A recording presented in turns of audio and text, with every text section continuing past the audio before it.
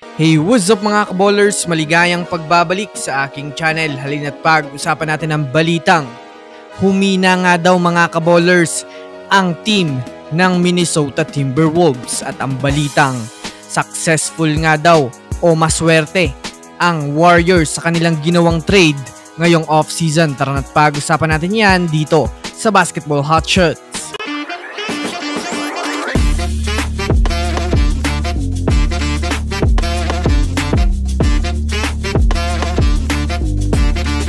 Una nga muna tayong dumako mga kaballers sa balitang humina nga daw mga kaballers ang Minnesota Timberwolves.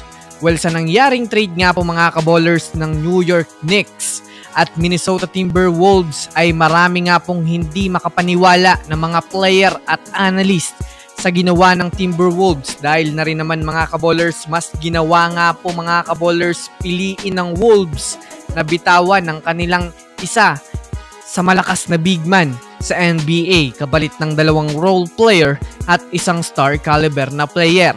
Ayon nga po sa inilabas na mga komento mga kaballers ng mga NBA analyst ngayon kagaya ni Shaquille O'Neal sa naging desisyon nga po mga kaballers na pinili ng Wolves ay inamin nga daw ni Shaquille O'Neal mga kaballers na mas pinahina nga po nila ang kanilang lineup para sa susunod na season.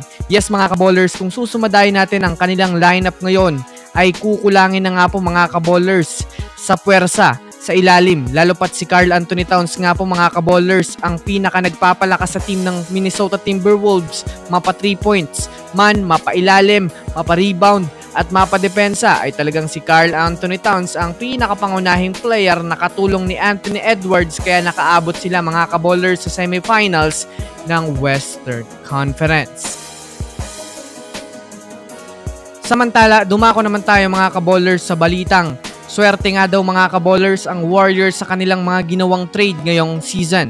Sa nagawang pagbitaw nga nila mga kaballers kay Chris Paul at Klay Thompson ay agad naman nga sila mga kaballers naghanap ng mga role players ng nakaraan na medyo mas bata-bata at talagang mas malakas na impact ang naidadala sa kanilang team bago mapunta sa Warriors.